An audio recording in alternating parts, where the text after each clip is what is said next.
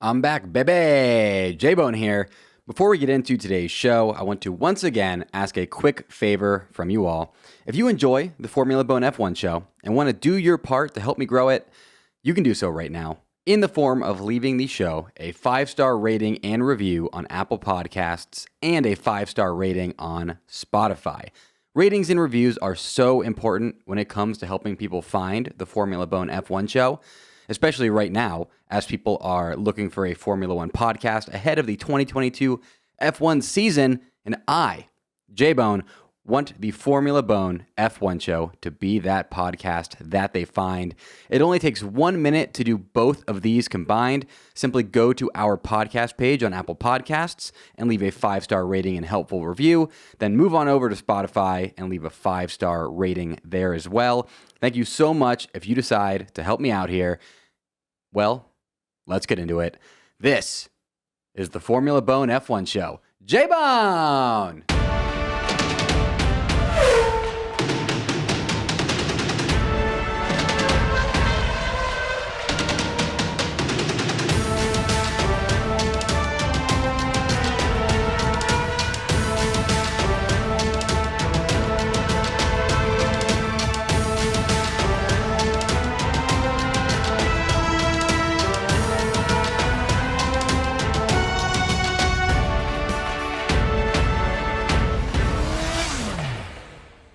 Welcome back to the Formula Bone F1 show, the Formula One podcast that is televised, unlike that Barcelona Shakedown.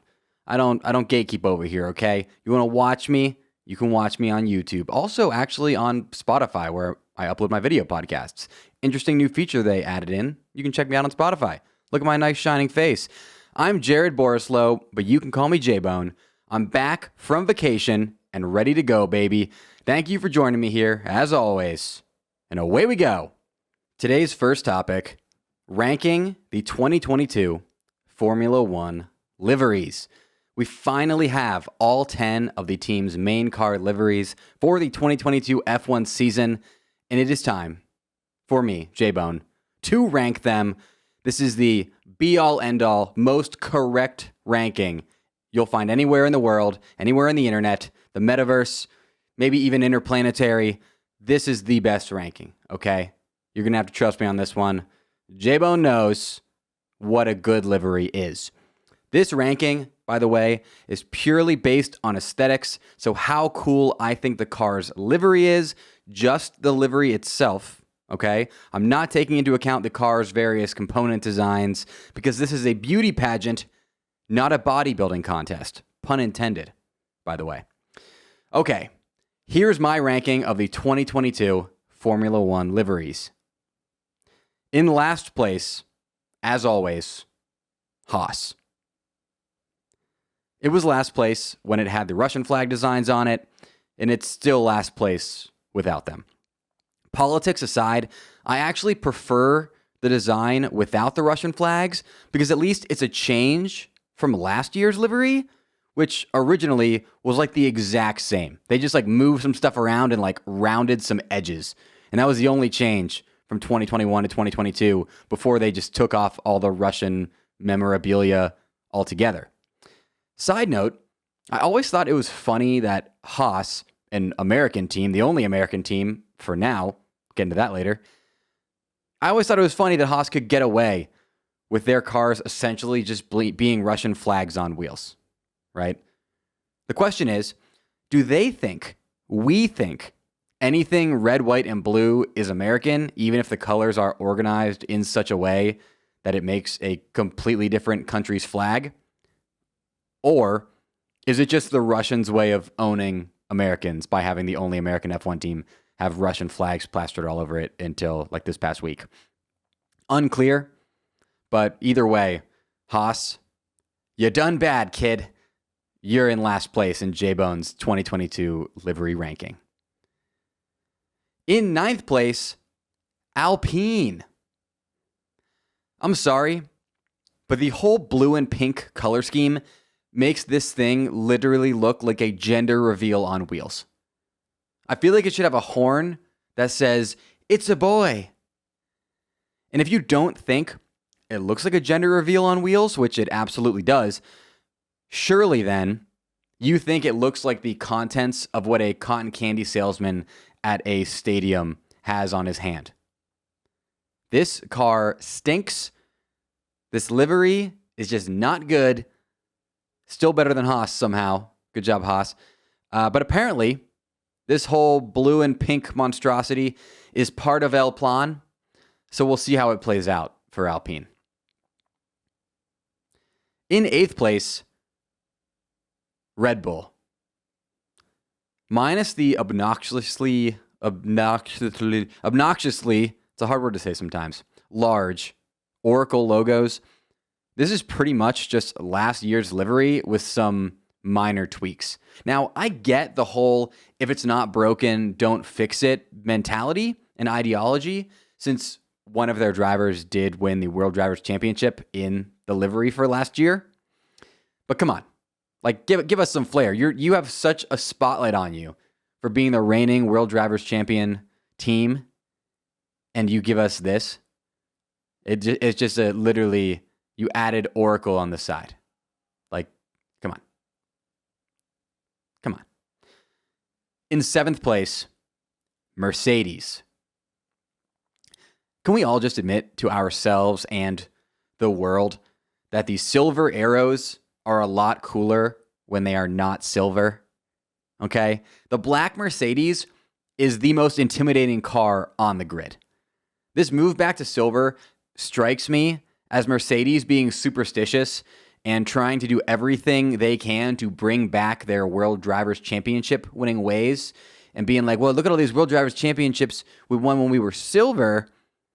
We're also the silver arrows. Let's go back in time to being silver. Now, you may remember one time Mercedes tried going back in time for their anniversary, and they all dressed up in a bunch of German gear, and then they did terrible at the German Grand Prix. It's kind of similar to that. Just saying. And also, by the way, the mini Mercedes logos that are at the back of the Mercedes are tacky, and I hate them. It's just boring. This livery. It's just boring, straight up.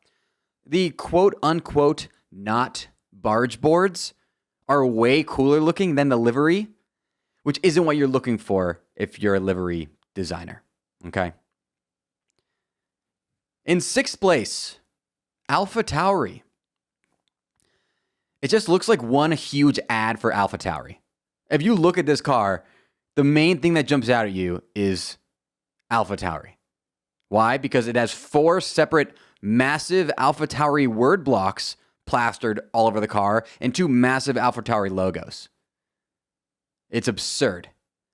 Like, it's not the worst to look at design-wise to the eye. You know, it's gotten some nice colors moved about it, which is why it took 6th place and not 7th, 8th, 9th, 10th. But I mean, it seems like AlphaTauri is overcompensating for being the Red Bull B team by trying to make sure everyone knows its name. Hey, look, we're relevant too. AlphaTauri, here, there. You have an AlphaTauri. You get an AlphaTauri. I feel like Oprah Winfrey over here. Sad. Not a fan, AlphaTauri. Also, having fashion meets function across the rear wing is an interesting choice for the B team of an energy drink company. I'm not sure where the fashion is involved here exactly.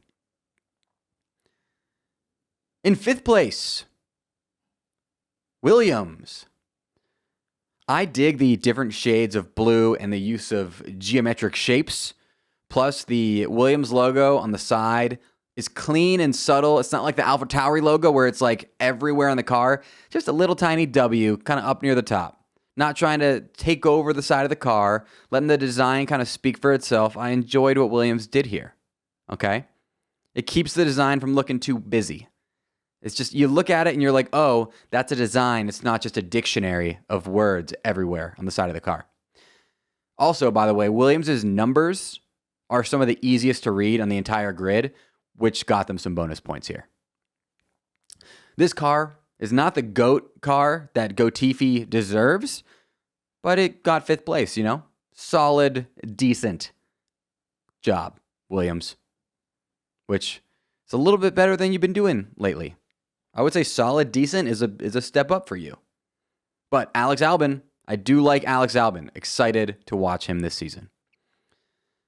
In fourth place, we have Ferrari.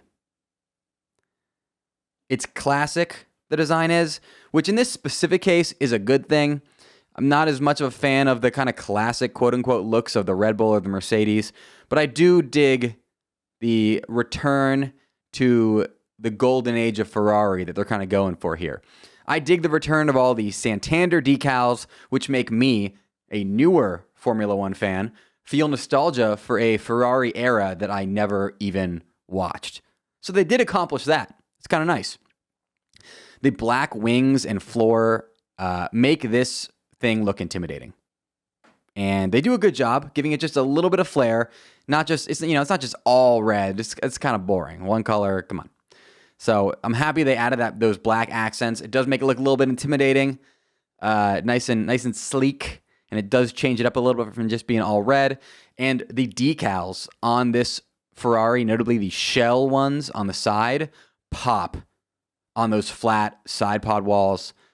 Well done, Ferrari. You are never really that different, but you did a good job barely changing up your car, which can't be said of some other teams like Red Bull. In third place, we have Aston Martin. I know this was a lot of people's favorite, and that green color is sick. Don't get me wrong. Huge fan of the color and the shininess of this car. But there's just something about that yellow trim. While it is way better than the pink trim, the old one, I just don't really like it. I feel like the neon yellow and the shiny green don't really go together that well. This seems like when you were like going to a party back in your younger years, and it's like a neon party and everybody wears neon. It seems like Aston Martin was trying to make their car attend a neon party. So they had put some neon on, you know? Oh, we've got to show up under the flashlight. Not a big fan. It again, better than the pink trim, but I feel like a vibrant white or something like that would have been better. I still like it a lot, by the way. The whole car livery, don't get me wrong. I did put it in third after all. It's pretty high up on the list. But it's the yellow that throws me off. This could have been a number 2. I could have jumped my number 2 with maybe a better color there for that secondary color. But again, I do love how shiny it is, okay? I'm attracted to shiny things like a barracuda or a person who has rabies. So the shininess, they did spot on. Bang up job on the shiny. See, I like the shiny more than the matte. I don't know why. Again, just attracted to shiny things. In second place, McLaren. If you say that neon orange and baby blue doesn't look absolutely fire together, you're lying to yourself, to me, and to whatever deity you choose or choose not to worship. You're just a liar, okay? I'm calling you that right now to your face. Well, technically, to your ears. Or if you're watching me, to your face. And I'm not afraid to do that. This car looks straight out of Tron, and I love it. I feel like they took a risk here, and it paid off. So let's just get those LED wheel covers moving and grooving so we can really complete the 1980s Tron look. And in first place, the best livery of 2022 goes to Alfa Romeo. And no, I don't mean the camo livery. I mean the actual red and white livery reveal livery. At first, I was kind of meh on it, but the more I looked at it, I realized how awesome that it is. First off, replacing the Alfa Romeo Bichonnet Dragon with the script Alfa Romeo font that looks like it could be written on some fancy high-end espresso machine is absolutely top-notch. That Alfa Romeo script font logo on the side of the car is my favorite decal on any car this season. And one of my favorites of all time. I think that looks so cool, so clean, so nice, so Italian.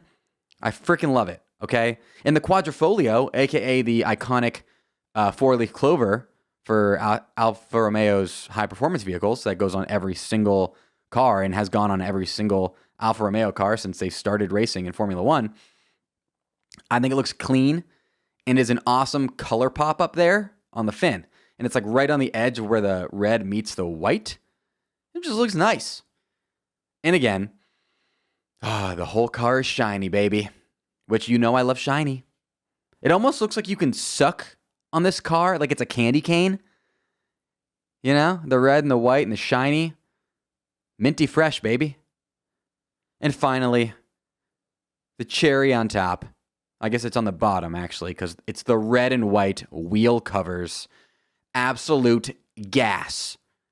I have no clue how fast or after the shakedown, potentially, should I say how slow, this car is going to be.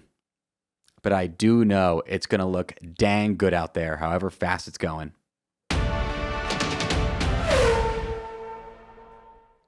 This episode of the Formula Bone F1 show is brought to you in part by a sponsor that I use every single morning, and I'm not lying about that. That is Trade Coffee, baby. I have some bad news for you all. 90% of coffee from the grocery store is actually stale before you even put it into your cart. It's stale there on the shelf. You heard that right. The coffee you know and think you love needs an upgrade. Let Trade Coffee send you something freshly roasted and ethically sourced that you're literally guaranteed to love because it's only sent to you after you take Trade's amazing coffee quiz. Designed by coffee experts, this quiz takes less than 1 minute and matches you with the perfect coffee out of their 400 plus roasts. That coffee is then roasted on demand specifically for you and delivered right to your door. No more stale coffee, only deliciousness. After you take their coffee quiz, Trade Coffee guarantees you'll love your first bag or they will replace it for free. You have nothing to lose. Trade has been featured by the New York Times, Wired, GQ, and has delivered over 5 million bags of coffee. Their subscription is also no hassle. Skip shipments, change your frequency, or cancel at any time. I love Trade Coffee because I'm a big fan of supporting small, independent roasteries run by good people. And every roastery Trade works with pays fair prices to the people who grow their coffee around the world. Love to see that. It's just amazing. Trade Coffee matches my very specific taste in coffee to independent roasteries from all over the country, featuring coffee beans from all over the globe, so that every morning when I drink my Trade Coffee, it is truly an experience beyond just that of drinking coffee. And if you don't think you could tell the difference between stale coffee and freshly roasted coffee, you got to try Trade, because it is unbelievable, the difference that this coffee makes. My mornings are so much better now, and I'm a coffee snob, okay? I love my coffee, and this stuff's amazing. I get the whole bean from them. You can get it delivered in many different ways. You can get whole bean, you can get it ground, depending on how you like to make your coffee, and they determine that in the coffee quiz. I get whole bean because I have a grinder, and so good. Such a good experience. And the best part, for Formula Bone F1 show listeners, right now, Trade Coffee is offering a total of $20 off your first 3 bags when you go to drinktrade.com/fbone. Yes, $20 off your first 3 bags, and I can guarantee you they won't be your last 3 bags, because Trade is literally the best coffee sourcer in the world. Let them drastically enhance your morning, afternoon, and maybe even nightly routine with their fresh, delicious, and perfectly matched coffees. That URL again is drinktrade.com/fbone, F-B-O-N-E, for $20 off your first 3 bags. There's a link for that deal in the description of this episode. Thank you to Trade Coffee for supporting the Formula Bone F1 show. Next up, I need to touch the quote-unquote shakedown in Barcelona, aka the first round of testing that wasn't televised and isn't being called testing because Bahrain paid to be televised and called testing. I think it's important to note off the bat that regardless of how we all wish, this shakedown really mattered and was correlated to future performance in some sort of strong way is just not necessarily the case. As Sean Kelly, aka @VirtualStatman, said on Twitter, quote, "I'd love to meet these people who can conclude anything from the lap times at the first test, because I haven't cracked it in almost 20 years in this job. It's like judging who is going to win a Grand Prix by the FP1 times." I find that very appropriate. The shakedown is definitely more for the teams and drivers than it is for fans.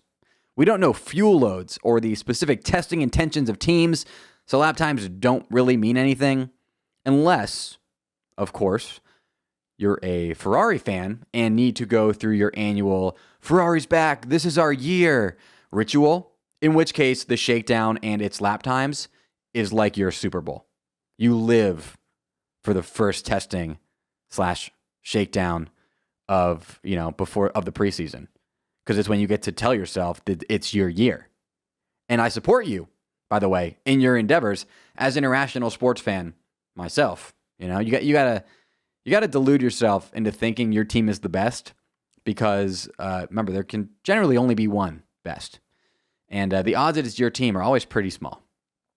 So you need to convince yourself, delude yourself into thinking you have a chance in order to find some sort of semblance of happiness in your life. And that's something that, it's true in sports and in life at large. Depressingly so. Oh, man. The shakedown, like I said, more for the teams and drivers than it is for the fans. But by the way, potentially delusional Ferrari fans, I don't even think you're being that delusional this year, as the Ferrari looks like a beast, and they did look solid at the shakedown along with McLaren. George Russell didn't mention them by name, but did say after day 2 of the shakedown that some teams are looking pretty fast. A red team and an orange team in particular. Gotta assume who those two teams are. Obviously, Ferrari and McLaren. Though it's worth noting that Lewis and George took P1 and P2 respectively with regard to lap times at the end of the shakedown. But also, I already said lap times don't really matter there, so maybe it wasn't worth noting that. All that is to say, the shakedown's results are up to your own interpretation. My interpretation, Ferrari and McLaren look to be stronger than we initially thought they might be. But that could be completely wrong. As far as the shakedown not being televised goes, I agree it does suck because we are all fiending for F1 content right now, and to see these cars on TV like how we'll be seeing them on TV during the season. But if the only thing we'd really get out of the shakedown being televised is the excitement of seeing the cars on track and getting those first looks, we can get that all on social media. So it doesn't feel like a massive loss to me. But then again, I want as much F1 content as possible. So I do hope next year the shakedown or first testing, whatever they decide to call it, is televised, because quote unquote Bahrain paid money is not a good enough excuse or reason in my eyes for not televising the one in Barcelona. Come on, don't let money rule this sport more than it 100% already does, okay? Give us these little things that aren't all about money so we can just be slightly happier, okay? Please. So, something that we need to talk about, by the way, porpoising. Porpoising is the frontrunner right now for 2022's F1 Word of the Year. If you were following the shakedown coverage at all, you heard a lot about porpoising and how a lot of the team's cars were porpoising and how they need to fix the fact that their cars are porpoising. And by the way, I said porpoising is the frontrunner right now for 2022's F1 Word of the Year. I think 2021's, we can all agree, was probably just mossy. So if you aren't familiar with porpoising, it's currently a problem being experienced by teams that they need to try and fix before testing in Bahrain, March 10th to the 12th.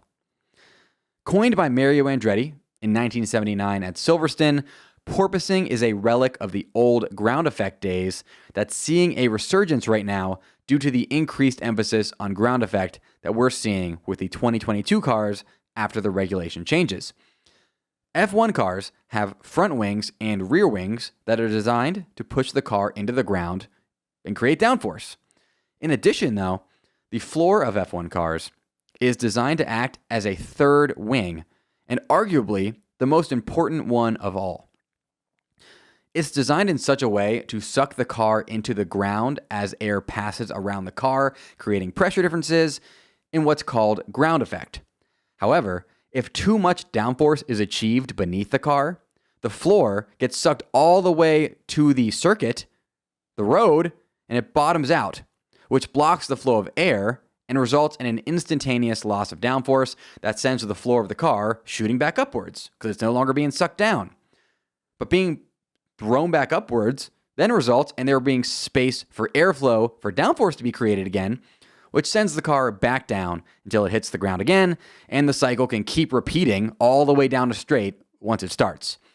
It's called porpoising because when it happens, it makes the car and driver look like a porpoise swimming and going in and out of the water repeatedly like you'd see in some David Attenborough nature documentary. So every team, pretty much every car was seen to be experiencing porpoising to some degree, but McLaren actually largely avoided the issue. McLaren have since admitted that their car wasn't specifically designed to address not porpoising, which is a problem all teams clearly weren't thinking too much about, given how widespread the issue is. But McLaren did say that their lack of porpoising, they believe, is a byproduct of their solid overall car design. Maybe that's some gamesmanship from McLaren, and they actually did know porpoising was going to happen, and they're just trying to act like, oh, it could just kind of, happened incidentally because they don't want to reveal their secrets, or I don't know. But McLaren look to have the upper hand in the porpoising battle right now. Ferrari boss Mattia Binotto said this about porpoising. Quote, I think that most of us, at least, underestimated the problem. By the time that we were on track, we were bouncing more than expected. We knew certainly that with the ground effect floor situation, it would have been different. It's a learning process. End quote. Binotto also said, I think that solving it can be quite straightforward, in that I'm pretty sure that at some stage, each single team will get to the solution. How long it will take? I think that the ones that get there sooner will have an advantage at the start of the season. Looking at you, McLaren, might have a little bit of advantage if some of these other teams can't fix the porpoising. Okay? So, good luck.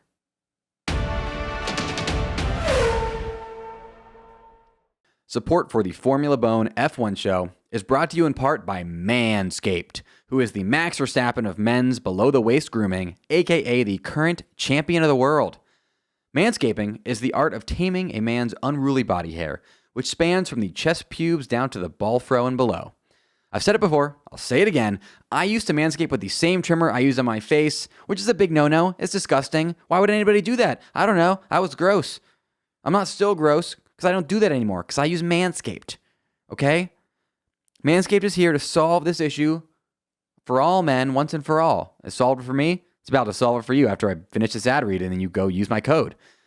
Manscaped offers precision-engineered tools for your family jewels. They just launched their 4th generation trimmer, the Lawnmower 4.0, and it is the greatest groin and body trimmer ever created.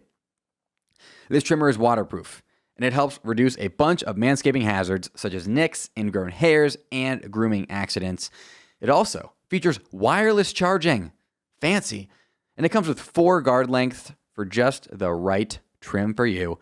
Manscaped also has a nose hair trimmer that is an absolute godsend. Okay? I love this thing. There it is. I was looking for it around me for the video. It's over here. I freaking love this thing. Okay? I actually need to use it after this episode. My nose hairs are getting a little bit long. And this thing, I'm not lying. I didn't have a nose hair trimmer until Manscaped, and I don't know how I live without it. People must have been too nice to tell me that my nose hair was too long. Because I'm using this thing and I'm like, wow, I'm so much better looking in the face when I use this nose hair trimmer. Okay? You need one if you don't have one, trust me. I love mine. You'll love yours. Get 20% off and free shipping with the code FBO at manscaped.com. That is 20% off with free shipping at manscaped.com and use code FBO. Unlock your confidence and always use the right tools for the job with Manscaped. Thank you to Manscaped for supporting the Formula Bone F1 show. Next up, I want to run through a few quick hitter news stories. First, the Drive to Survive Season 4 trailer has dropped. so I have to talk about it.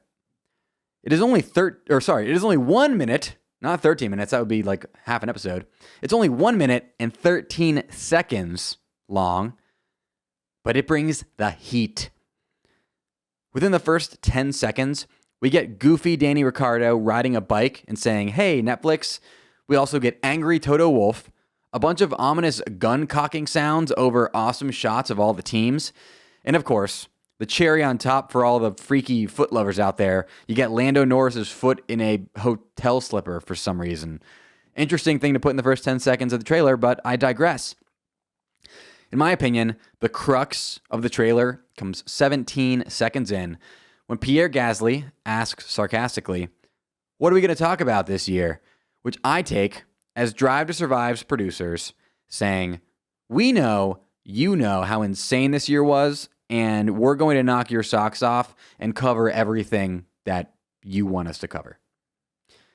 So here are the 10 episodes I am hoping for in no particular order.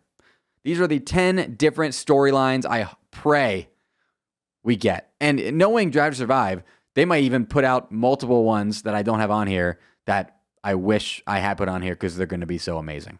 But here are my 10 episodes that I'm hoping we get. The McLaren 1-2 at Monza, they already pretty much said this was happening. And in the trailer, they have Max's car flying on top of Lewis's crazy slow-mo shot. So I'm very confident that we're going to get a Monza episode, and it's going to cover the Lewis versus Max crazy battle we got there with the crash and the unbelievable McLaren 1-2. Hopefully we get like 10 minutes of shoey shots and slow. I want to see droplets of beer or champagne, I suppose, coming out of the shoe into Zach Brown's gullet. I want that bad. I also want to see Ocon's amazing Hungarian Grand Prix win. That was my favorite race of the entire season. So please, I hope we get an awesome, different perspective on the Hungarian Grand Prix. And Bottas yeeting everybody at the start as well. And Lewis starting alone. If we get some like additional audio and video footage of the unbelievable restart that we got after that Bottas caused crash at the beginning and Lewis just starting by himself, I will be so happy. The Hungarian Grand Prix of 2021 is an unbelievably epic race. Please give me an episode devoted to that. I also would love to see Mick Schumacher's F1 rookie story. I think a lot of people really are interested in what Mick Schumacher's first year in F1 was like as the son of the greatest, most prolific driver of all time. Some people might say that's also Lewis, but at least somebody people would think can be considered for greatest driver of all time, Michael Schumacher. It would be so cool to see. I would love to see some shots of Mick with Seb. If we could get like 10 minutes of Mick and Seb's relationship with each other, and because obviously Michael Schumacher was like Sebastian Vettel's mentor, and now Sebastian Vettel is being Mick Schumacher's mentor. That would be such a cool dynamic to see. I think Drive to Survive in general needs some more Sebastian Vettel, which I would even love just an episode on Sebastian Vettel. Maybe they can talk about his disqualification in the Hungarian Grand Prix one, or his podium he had in Baku. Another episode I'd like to see is Checo's crazy season, from his bizarre Baku win to his Mexico podium and his dad freaking out and being so happy, to Checo being the Minister of Defense against Lewis twice throughout the course of the season. That will be awesome. Checo, he's such an interesting guy. Kind of a quieter guy, but he's such a interesting guy, you know? I would really like to see some more Checo featured.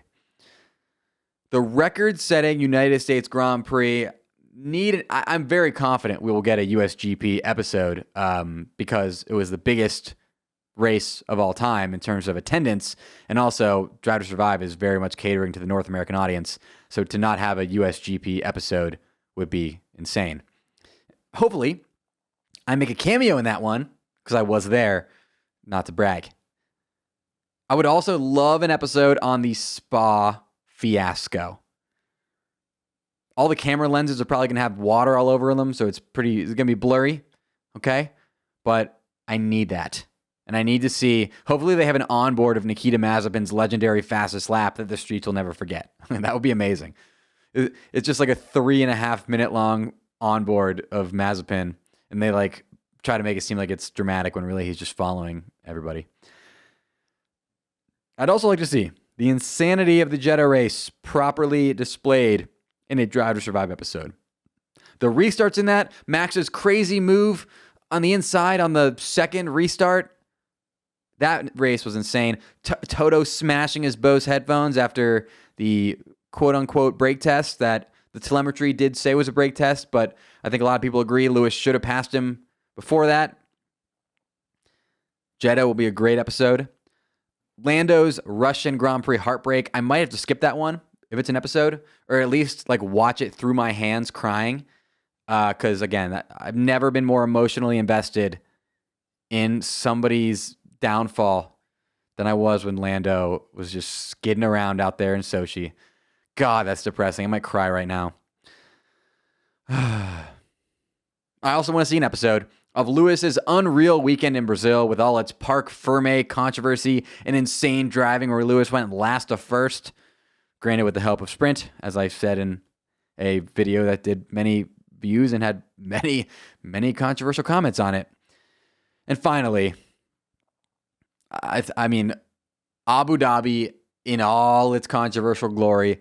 They could, if they did a 2-part episode on Abu Dhabi, that would be insane. Think about that. What if we got a 2-part episode? Oh, man. That would be sick. Wow.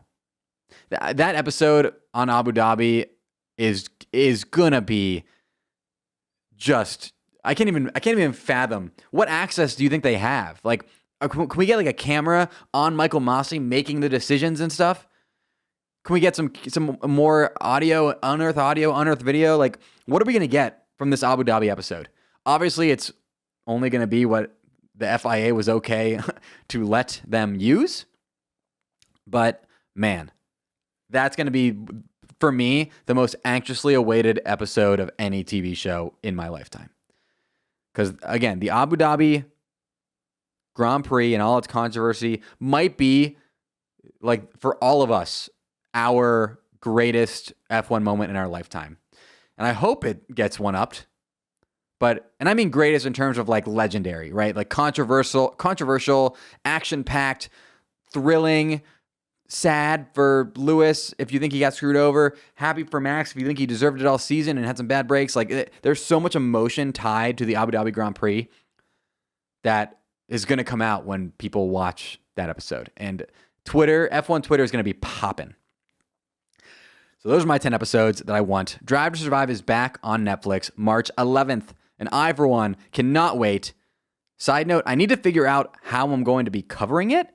We're all certainly going to be binging it since it's being released all at once.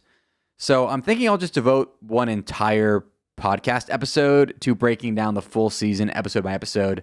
But let me know if you have a better idea. It would be a little bit much to have an entire podcast for each episode. And that would be not a little much. That'd be a lot much. And again, everybody's going to be binging it. So like by the time I got out the first episode podcast, people will probably have the whole season finished. So I think I just need to binge it myself and just do one complete episode breaking down the entire season. It's my thought. Next up in these quick hitters that didn't end up being that quick, but I had a lot of fun talking about that Drive to Survive one. But next up, there have been major developments since I last podcasted that may see the United States actually field a true American F1 team in 2024. And yes, that is meant to be offensive to Haas.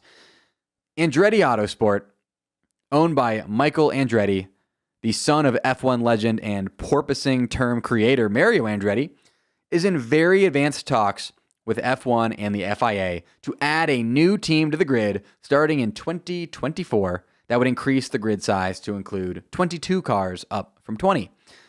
This is after Sauber, a.k.a. Alfa Romeo, a.k.a. 2022 Livery Champions, acted like they were down to be acquired by Andretti Autosport last year and then pieced out at the last second. By the way, Michael Andretti recently spoke about what happened with that whole Sauber dealio, And Andretti said, quote, "It was a joke.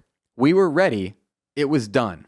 We had a scheduled signing day, and literally 2 days before that, they changed the terms. Basically, they still wanted to be in control. Suddenly, they wanted a veto on everything.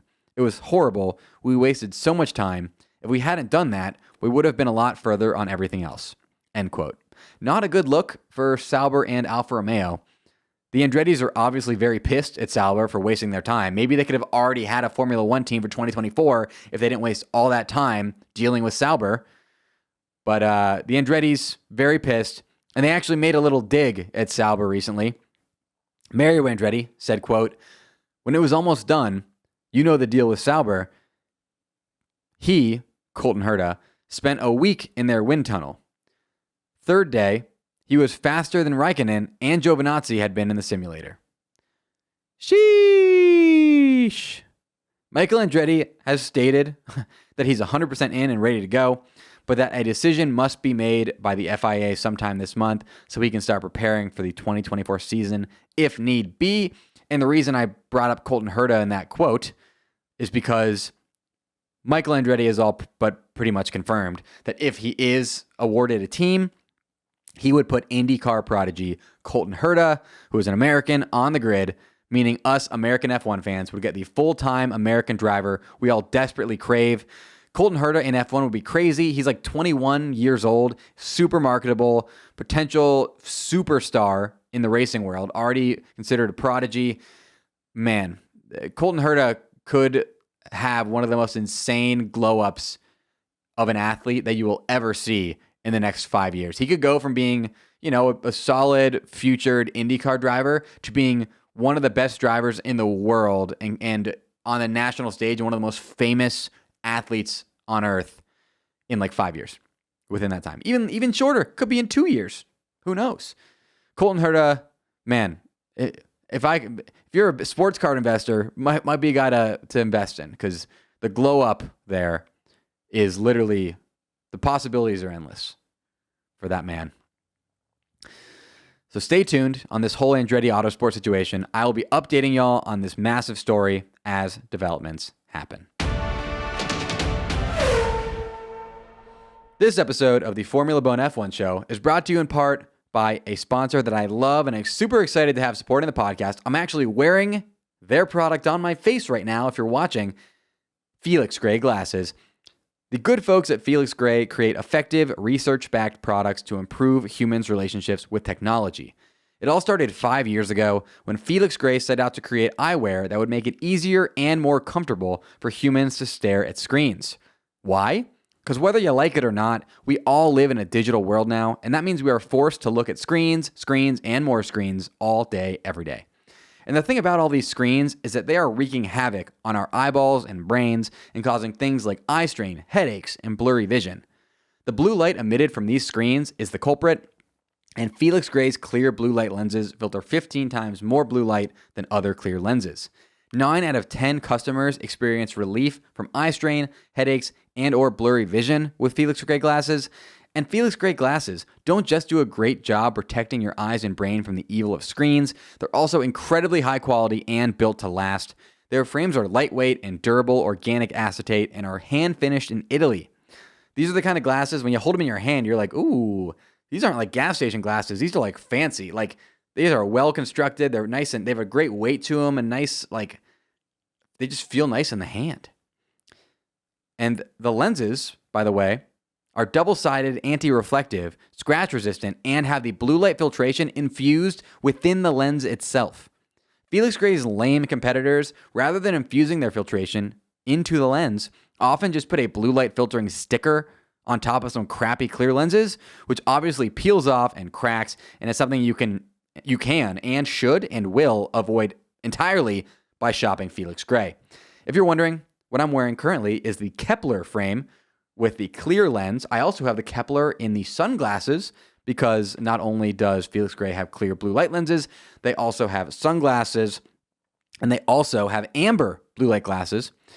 And I have all of them and I love all of them. Felix Gray has both non-prescription and prescription glasses available for those of you who already wear glasses and are ready to upgrade to something nicer and just high quality. Check out Felix Gray's full selection at felixgrayglasses.com/fbone, F-B-O-N-E, where you'll have access to free shipping, free returns, and free exchanges for a completely risk-free shopping experience. Try them out, and if you do not like them for some reason, and I think you will like them, but if you don't, just help yourself to free shipping, returns, and exchanges. It is risk-free. You have nothing to lose, except maybe eye strain and headaches. That is FELIXGRAY glasses.com/FBONE. Free shipping, free returns, free exchanges, felixgrayglasses.com/FBone. There's a link for that deal in the description of this episode. Thank you to Felix Gray Glasses for supporting the Formula Bone F1 show. And finally today, there have been some recent developments around Mazepin's future in F1, and it's not looking great for Nikita Mazepin. UK Motorsport has banned Russian license holders from competing in the UK, which means Mazepin and other drivers like Robert Shwartzman and Daniil Kvyat won't be able to compete in any races in the United Kingdom, which obviously includes the British Grand Prix at Silverstone for Mazepin. There are a lot of ways that this could play out. Mazepin's seat in F1 only exists because Mazepin's father's sponsorship of Haas by way of Eurocali. So Mazepin was already at risk of losing his Haas seat before this if Eurocali and Haas are forced to break ties because of sanctions or similar pressure. If Mazepin is banned from any races and the sponsorship is gone, I think it's 99% likely that Mazepin's out of F1 this season. And once Mazepin's out of F1, I don't see any team ever bringing him back into the sport based on his performance and also the baggage that he carries just by being Nikita Mazepin. If Mazepin is banned from any races, but Eurocali remains a sponsor of Haas, I could easily see Haas holding on to him just for the sponsorship money, even if it means replacing him with Fittipaldi wherever applicable.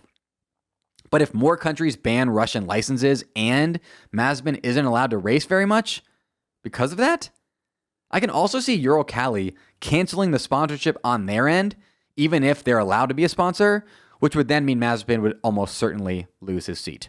This is a very fluid situation, and I'll keep you all updated. In terms of right now, it's looking like Pietro Fittipaldi, he's, the Fittipaldi family, very, very, very full of racers. He is the backup, the reserve driver. He will be replacing Mazepin. A lot of people are speculating maybe there'd be some crazy thing like Oscar Piastri would come in or something. No, Haas isn't going to do anything nuts, in my opinion. They're just going to use Pietro Fittipaldi. So, not as exciting as it could be, but it'll be interesting to see him, racing. He's a young guy, got a nice future ahead of him potentially. It remains to be seen how much he can do in a Haas. The Haas, it doesn't look too bad right now. Excited to see the first race, and hopefully Haas is able to compete for the points after pretty much saying that the entire last season didn't matter to prepare for this season. But yeah, I'll keep you all updated on what happens with Mazepin.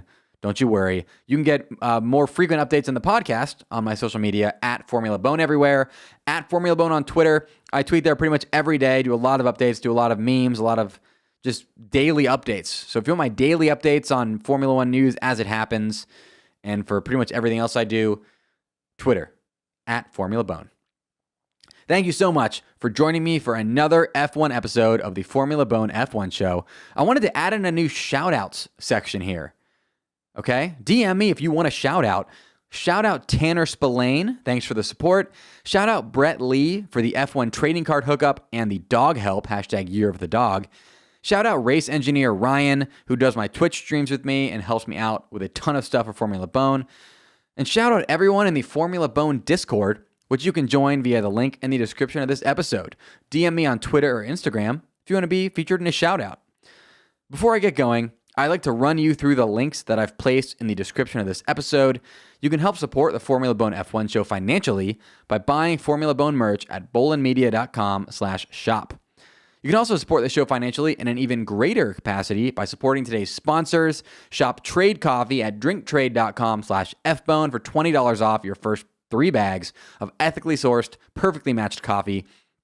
Shop manscaped.com with promo code FBO for 20% off Manscaped plus free shipping. Shop Felix Gray Glasses risk-free with free shipping, returns, and exchanges at felixgrayglasses.com/fbone, F-B-O-N-E. You can join the 200-plus member Formula Bone Discord server with the invite link I've placed in the description of this episode. And you can watch me live stream myself playing the F1 video game at twitch.tv/formulabone and talk to me in chat while I do it. I'm also on Twitch going to be breaking open, if you're watching right now, I'm pointing to it, this box of Formula One 2021 racing trading cards. Okay, I purchased an entire box, an entire hobby box of the new flagship Formula One 2021 trading card. It's a pretty expensive box. I'm going to be opening it on stream. Could be exciting. What if we hit a one of one, you guys? What if we hit a one-on-one and then J-Bone can just retire? Because I hit like a Hamilton foil fractor one of one that I can sell for $100,000 and then I just peace out. Which I would never do, guys. I need to have you here to talk to. I'm never going to peace out like that. But it would be sick. Think about the studio I could make if I got a crazy one-of-one Lewis Hamilton trading card. That would be nuts. So tune in to twitch.tv/formulabone to watch me open this box and pray for J-Bone that he gets something tight. And you can also follow me, J-Bone, everywhere on social media at Jared Borislow. That is JaredBorislow. And if you're now all caught up on the Formula Bone F1 show, but want to keep hearing my beautiful, beautiful voice, I co-host a comedy podcast called the Ross Bolen Podcast, where we share a ton of laughs covering a wide variety of topics, including current events, non-F1 sports, music, fast food, funny news stories, a whole bunch of stuff. If you like this podcast, I promise you will love the Ross Bolen Podcast, which you can check out wherever you're listening to this podcast right now. That is ROSSBOLEN. It's time for the NPR style sign-off. The Formula Bone F1 show was recorded in Austin, Texas, and brought to you by Bolen Media. It's hosted by me, Jared J-Bone Borislow, and I also produce the show because I'm a content machine. Kate Orris makes a bunch of the show clips that you see on social media at Formula Bone. Our iconic theme music and Twitch stream music is by 7 to Midnight. You can follow him on social media at @7TO Midnight.